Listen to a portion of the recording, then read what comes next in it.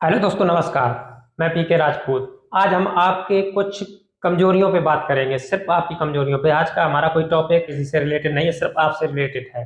देखिए, कुछ चीजें ऐसी हैं जिनको हमें ना चाहते हुए भी करना पड़ता है। हमारी इच्छा हो या बिल्कुल ना हो, लेकिन वो चीजें हमें करनी पड़ती हैं और करनी भी चाहिए, क्योंकि समय के हिसाब से हर चीज को करना जरूरी है। तो पहले देख लेते हैं हमें क्या क्या। देखिए, एक महत्वपूर्ण चर्चा का विषय है आज।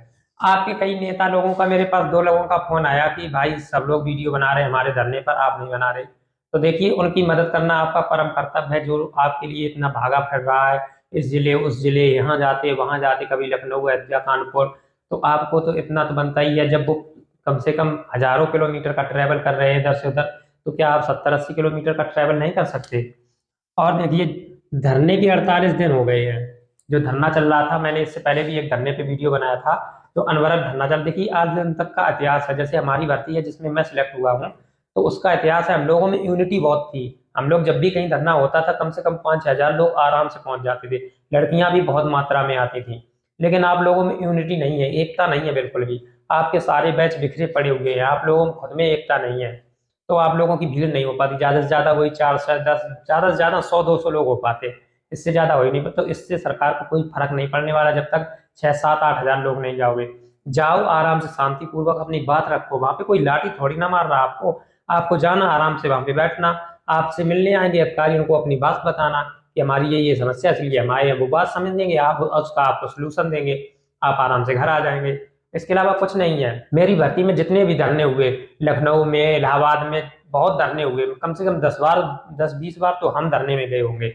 और मेरे जितने साथी थे सबको लेके जाता था मैं।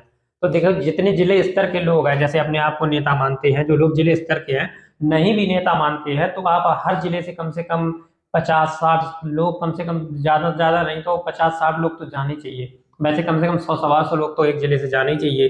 बीटीसी और डीएल के जितने भी नेता हैं वो सारे सहयोग करें।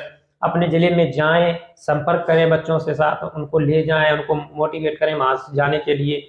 उसके क्या क्या फायदे होंगे बताएं।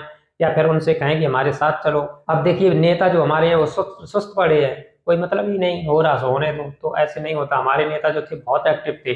झंडा लेके पहुंच जाते थे तो हम लोग भी एकदम दम डांट के पीछे चल दिया करते थे। तो आपको भी कुछ ऐसा ही करना होगा, ठीक है? और गुप्त सूत्रों से दूर रहे। कुछ गुप्त सूत्र अभी आपको दे रहे हैं। हमने आज खुद एक दो वीडियो यूट्यूब पर ऐसे देखे हैं, जो अभी से गुप्त सूत्रों सूत्रों से खबर देने लगे कि आपका जुलाई अगस्त में टेट हो जाएगा, फिर उसके बाद तुरंत ही अगस्त ही में आपका सुपर टेट हो जाएगा, और नवंबर में आपका ज्वाइनिंग लेटर मिलेगा, दिसंबर में आप विद्यालय पहुंच जाएंगे। तो ये गुप्त सूत्रों से दूर रहें, क्योंकि देखिए, अभी आपका सिर्फ शिक्षा सेवा चयन आयोग का ड्राफ्ट बना है, फिर से जो देना है। तो वो ड्राफ्ट बना, उसके बाद उसको मंजूरी मिलेगी आयोग को, फिर आयोग बनेगा, उसके सदस्य बनेंगे। कम से कम 1 महीना उसमें चला जाएगा। जब बनने के बाद उसके 3-4 महीने के बाद टेट आपका होगा, और टेट होने के कम से कम 1.5-2 महीने बाद सुपर टेट होगा। तो ये प्रक्रिया कम से कम 7-8 महीने की है। तो आपका 2024 में भी जा सकता है, हो सकता है तो 2023 दिसंबर में हो जाए। तो इन चीज़ों से दूर रहें, जो आपका अभी सुपर टेट करा दे रहे हैं। और लड़कियां जो है हमारी, वो काफी पीछे रह जाती हैं। भाई, आपको पीछे नहीं रहना, आपको भी काफी भागीदारी, जो आसपास की हैं, जो धरना चल रहा है वहाँ के आसपास की हैं, तो वो तो कम से कम पहुंच ही जाएं। और एकता का परिचय दें। सभी लोग एक रहें। भाई, तुम लोगों में एकता नहीं है। हमारे बैच में बहुत एकता थी, आप में बिल्कुल भी यूनिटी नहीं है। आप लोग तो कहीं जाते भी नहीं है बिल्कुल भी।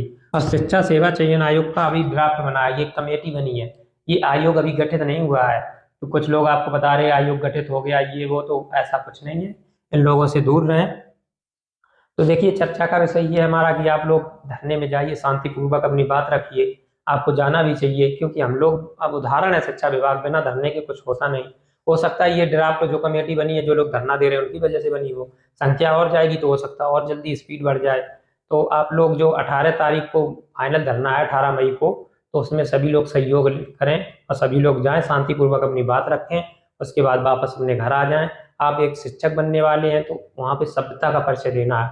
उत्पात नहीं फैलाना, ना ही उन्माद। अपनी बात रखेंगे, अपनी बात रख के सीधा अपने घर। और किसी से मतलब नहीं, क्योंकि आप समाज के निर्माता होंगे। और आप वहां पे जाके उन्माद फैलाएंगे तो सरकार भी सोचेगी ये चूतिए आदमी है, इन पे बजाओ लाठी और यहाँ से भगाओ। तो फिर ऐसी चीजें नहीं करनी है।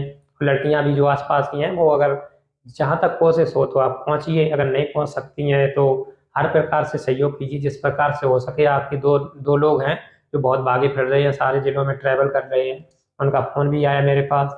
तो उनसे संपर्क हुआ, तो इसीलिए मैं बना रहा हूँ। नहीं तो हमें यहाँ से कोई शौक नहीं है कि आपके लिए आह्वान करूँ धरने का। भाई एकता का परिचय दो, तभी सफल होगे। अब एकता नहीं रहेगी, यूनिटी नहीं रहेगी, तो फिर कुछ नहीं होने वाला। यूनिटी रखो। हमारे बैच में बहुत यूनिटी थी, हमारे से पहले जो बैच है उनमें यूनिटी थी, लेकिन हमारे बैच के बाद जो बैच आए उनमें यूनिटी बिल्कुल भी नहीं है। लड़कों में तो बिल्कुल खासकर एकता नहीं है। चलिए, तो आज का वीडियो बस इसी पर था। मिलते हैं नेक्स्ट वीडियो में। तब तक के लिए नमस्कार। स्वस्थ रहिए, मस्त रहिए और लगे रहिए, एकदम दमदार तरीके से पढ़ाई कीजिए। जय हिंद।